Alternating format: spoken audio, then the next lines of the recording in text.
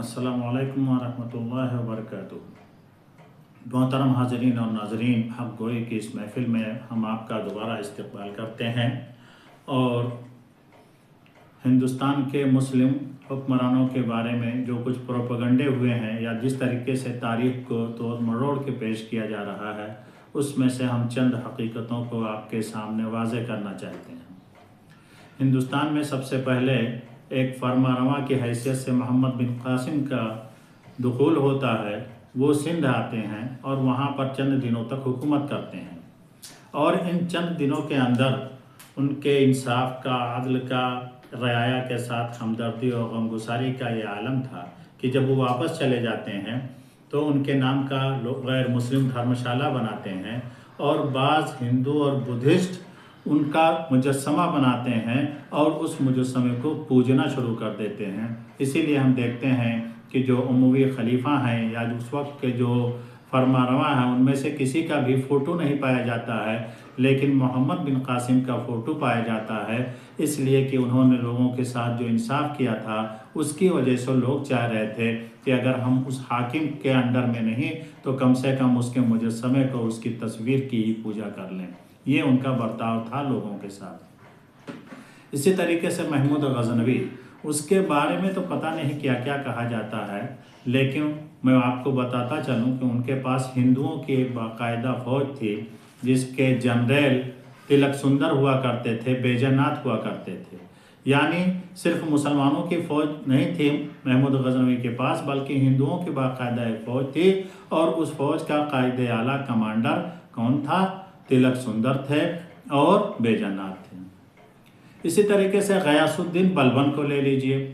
गयासुद्दीन बलबन एक ऐसा इंसाफवर हुक्मरां हुआ है कि एक पालम में एक पत्थर पाया गया।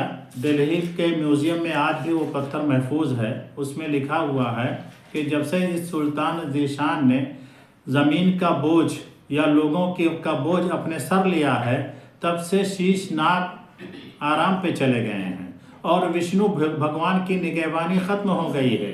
यानी एक ऐसा भगवान इंसान की शक्ल में अब हुकूमत कर रहा है कि वो भगवान जो कि लोगों की जिम्मेदारी संभालते थे, उनको अब यहाँ आने की ज़रूरत ही नहीं रह गई है। आप शेर शाह सूरी से भी वाकिफ़ हैं, जिसने जीटी रोड बनवाया, जो आज तक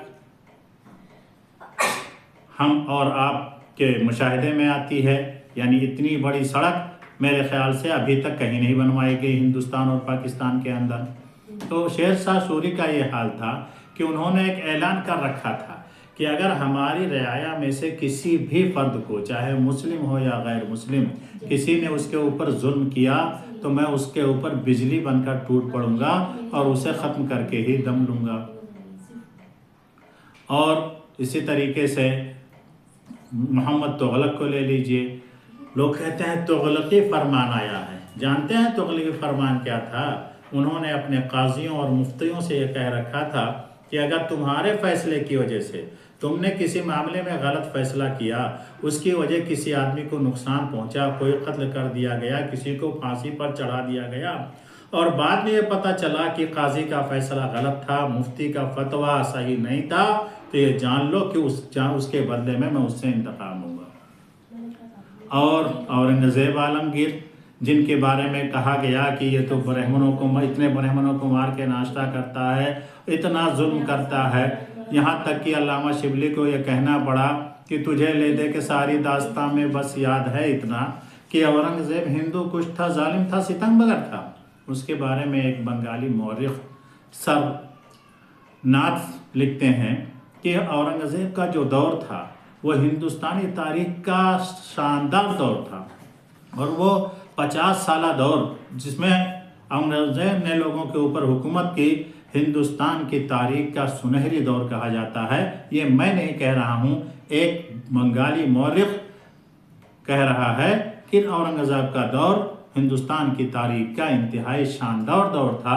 उन्होंने कभी भी किसी गैर मुस्लिम को ज़बरदस्ती मुसलमान नहीं बनाया और अमन की हालत में कभी भी किसी गैर मुस्लिम को कत्ल नहीं किया, उसकी जान नहीं ली।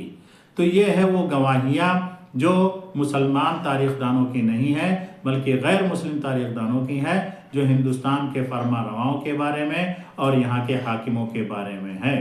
اور میں آپ کو یہ بھی بتاتا چلوں کہ مغلوں نے جس وقت ہندوستان پہ حکومت کی، اس وقت ہندوستان کی جی ڈی پی دنیا کی 1/4 ہو گئی تھی، 25%، یعنی پوری دنیا کی جی ڈی پی کا 25% ہندوستان کو اکیلے مل رہا تھا اور 75% میں پوری دنیا جی رہی تھی۔